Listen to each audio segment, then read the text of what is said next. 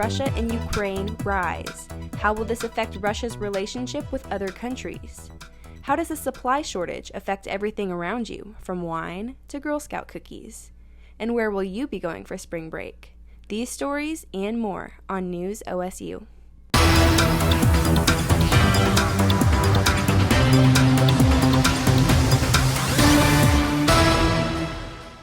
Hello and welcome to News OSU. I'm Jolie Salee and today is Tuesday, March 8th. We're glad you're with us.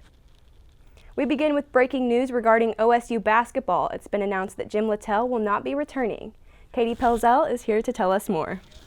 Jim Littell and Chad Weiberg both mutually agreed on Littell leaving his position as Cowgirl basketball head coach. During a Zoom call with the press, Weiberg explains how this decision is best for OSU and begins searching for a new coach. Fit. I think that is something that we will be looking at as we move through the search. I believe in the culture that we have established here in Stillwater. I think our coaches, including Coach Littell, have done a great job of establishing a winning culture here, and the way that we are going to win here. We've got a lot of great things about being here at Oklahoma State.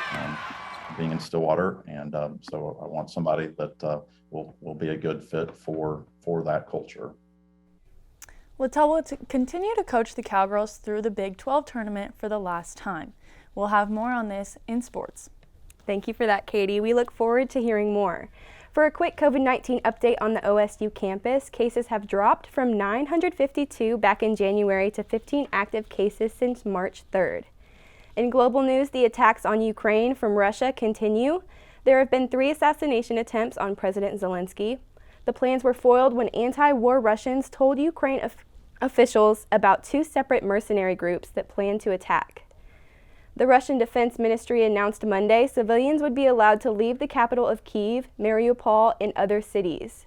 Russia also proposed a limited ceasefire and opened safe corridors for civilians to evacuate the war-torn country. Ukraine has yet to agree, as similar efforts to remove citizens have failed before.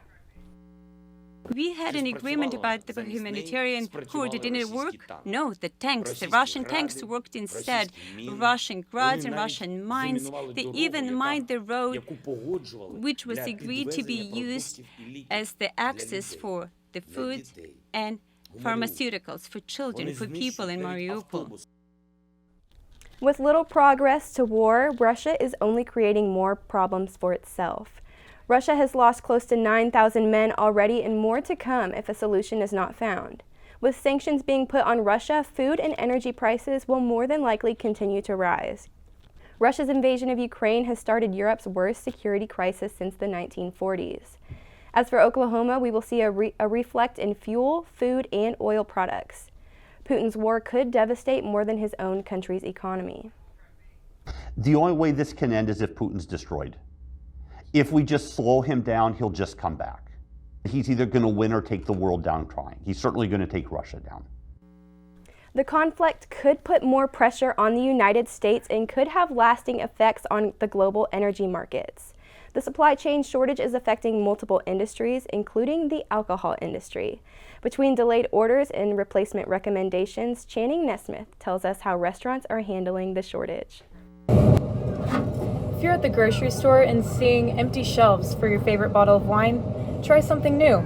This is due to the supply chain shortage, and this is how it affects not only grocery stores, but restaurants too. The main issue is that I never know from day to day like what I'm going to be able to get when I go and place an order. When I log in, it won't tell me that it's out, so I order it and then it won't come. Interline says he's working on updating the wine list for the restaurant, but the wines he selects for the menus are unavailable. Some of his customers will ask for a wine on the list and it's not in stock, so he'll recommend a new one for them to try. Bree Grayson is the lead bartender and serves customers on a daily basis, and this is her experience with the shortage. It's definitely pushed me to get to know the members more about what they like, what they don't like, what they're looking for. Grayson says she talks with Interline about the wine and liquor replacements to ensure the members are getting what they want.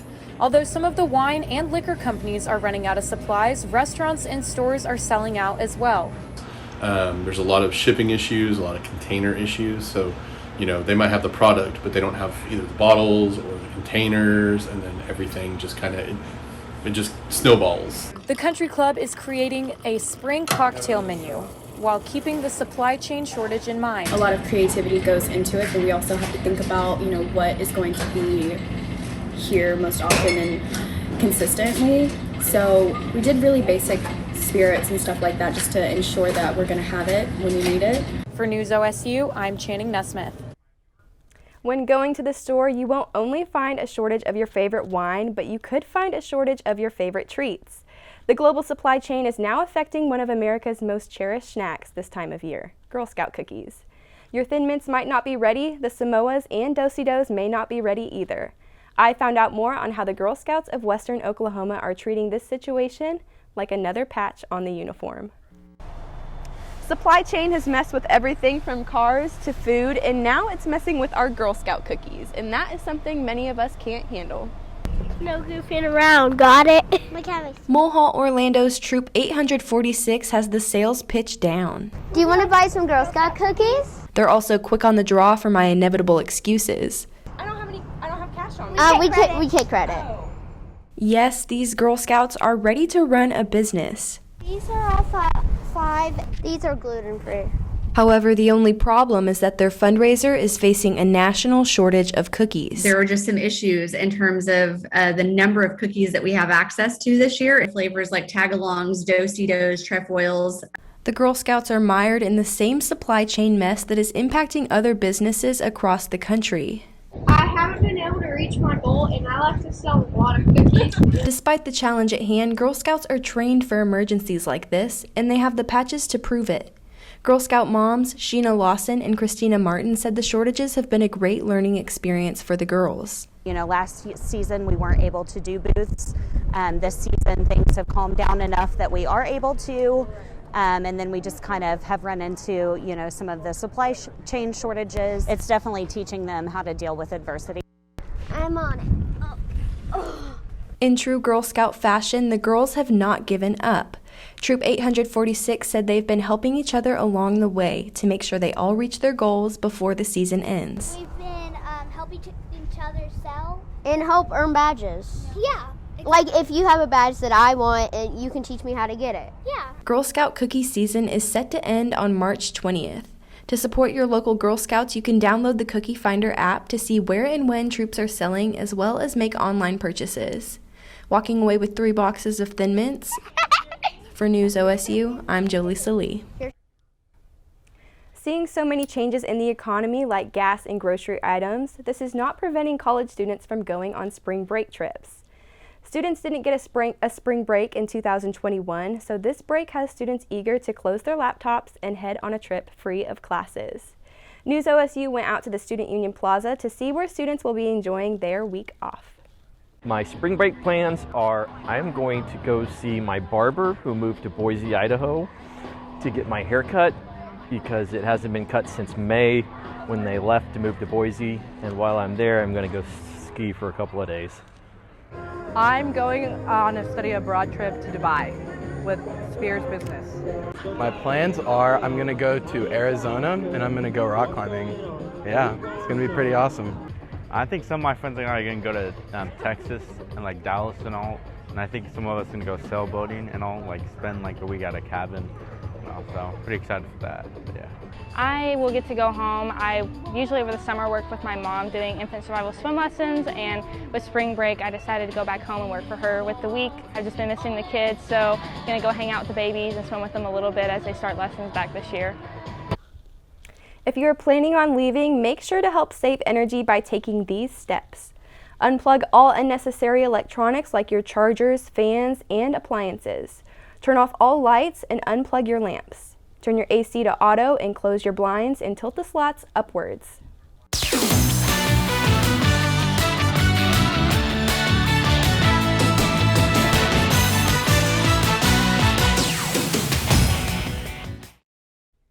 As the basketball season ended, Oklahoma State University and their women's basketball head coach Jim Littell mutually agreed that this will be his last season. Littell has been head coach for 11 years and is the second winningest coach in program history, with a 203-139 record at OSU. Athletic Director Chad Weiberg said last night that they felt it was best for the program to make this change. Obviously, we do still have basketball left to be played in the Big 12 tournament, so the timing from that regard may not be the best, but also believe that once a decision like that has been made, then it's best not to sit on it. Might as well deal with it and move forward with it. Weiberg thanked Littell for all he has done for the program and said the search for a new coach would begin immediately. After what started off as a promising season, Cowboy Wrestling was 4th at the Big 12 Championship this weekend. OSU's loss breaks its school record streak of 9 consecutive conference tournament titles. Although it wasn't a team title, several Pokes had individual victories. Dayton Fix won his 3rd individual Big 12 title with a 6-2 win. Fix enters the NCAA championship with a perfect 21-0 record. Caden Geffler won his 2nd career conference title 2-1 with no takedowns and 2 escapes. Dustin Plott won his first Big 12 title in a thrilling matchup. Plott was trailing 3-1 entering the last period, but with an escape and a takedown in the final 15 seconds, Plott won the match 4-3. Along with the individual wins, 3 other Cowboys won their placement matches. OSU had a tough weekend on the diamond. The 6th-ranked Cowboys were swept at home by number 15 Gonzaga. Despite the loss, Cowboy baseball is making national noise with their early season top ranking and state-of-the-art facilities.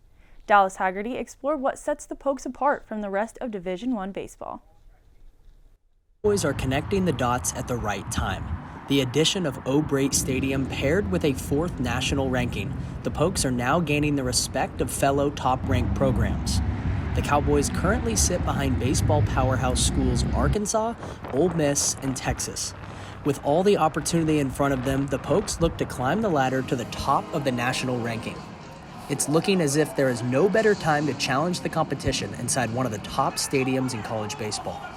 And I mean that because they want to play, we want to play. We have a lot of players who want to play ball. So we need the innings. We need the opportunities for people to get on the field.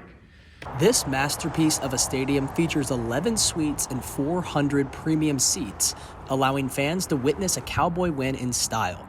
The various members of the Pokes Ball Club now have the nation's top facilities and equipment. The addition of the training triangle inside the indoor facility now allows the Cowboys to practice year-round regardless of weather conditions. This, paired with a 7,400 square foot locker room, has set the Cowboys up for immediate success. We're getting timed up and all that stuff. So I mean, it's good, especially when it's crappy weather outside. You're able to get inside and just see a ball from someone's hand, because you can't get that from BP sometimes. The Pokes continue the early season grind with all sights set on Omaha and the College World Series. Missouri State is the next opponent to bring the competition inside O'Brate Stadium. The Cowboys look to come out with a win and keep the home record above 500. Next time you come out to a baseball game here at O'Brate Stadium, do not get distracted by another Cowboy victory, but walk around and take a look at everything O'Brate Stadium has to offer. The OSU Cowboys truly play in one of the best college stadiums in the country. For News OSU, I'm Dallas Haggerty. The Cowboys have a chance to bounce back in O'Brate today at 4 p.m. when they host Missouri State before hitting the road to take on Brigham Young University. Due to weather, the series has moved from Utah to Globe Life Field, which is empty while the MLB continues negotiations with the Players Association.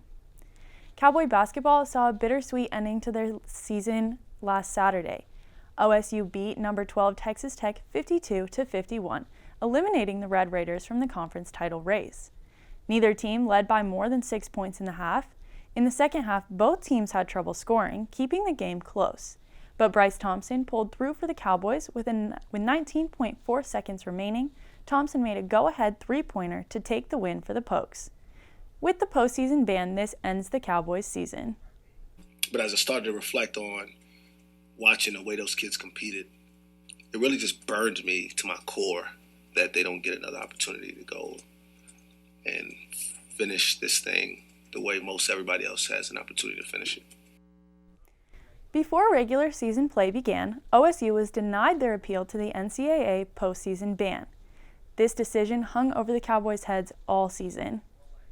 In this week's edition of I'm Just Saying, Michael Zorales dives into the NCAA ruling.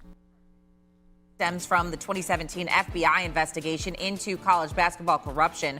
Oklahoma State was given a level 1 violation involving former associate head coach Lamont Evans, who accepted over $18,000 in bribes to steal players from Oklahoma State and South Carolina. Oklahoma State should be playing postseason basketball. In my pocket, I have $300 to represent the amount of money Jeffrey Carroll received from Lamont Evans. This was self-reported by Oklahoma State to the NCAA. What did they get in return? A postseason ban in 2022 and a 3-year probation period that will reduce Oklahoma State scholarships by 3, as well as other recruiting restrictions placed on the Cowboys coaching staff. The message from the NCAA is simple. Don't do what we did. Do not cooperate with the NCAA. That is the message the NCAA is sending to programs facing violations with this punishment of Oklahoma State. There's no wonder that nobody trusts them, because they get to hide behind letters. Oklahoma State self-reported just one level 1 violation that led to their probation. Many other schools were cited in the FBI probe. Blue Blood Kansas took a different approach after being accused of 5 level 1 violations, including head coach responsibility and a charge of lack of institutional control. Kansas spent $3.5 million on legal defense since the initial violations were announced. Kansas will be competing in the NCAA tournament this year, and Bill Self has yet to be disciplined for the violations that happened under his watch. Bruce Pearl and Auburn also took a different approach when the violations were announced against his team. They self-imposed a postseason ban in the 2020-21 season. Keep in mind they went 13-14 during this season and wouldn't even have sniffed making the NCAA tournament. Months later, the NCAA announced that Auburn would lose 2 scholarships while serving its 4-year probation period. The only thing consistent about the NCAA's handling of violations is its inconsistency. I'm Michael Zorales, and I'm just saying. As we head to spring break, OSU athletics will be busy. Women's basketball heads to the Big 12 Championship, while women's tennis hosts Kansas State and Kansas in Stillwater. That's all for sports. We'll see you soon. That's News OSU for this week. We will be away for a couple of weeks for spring break. No matter where you are traveling, make sure to be responsible and reset for the last stretch of the semester. We hope you all have a safe break, and we will see you next time. For News OSU, I'm Jolie Salee.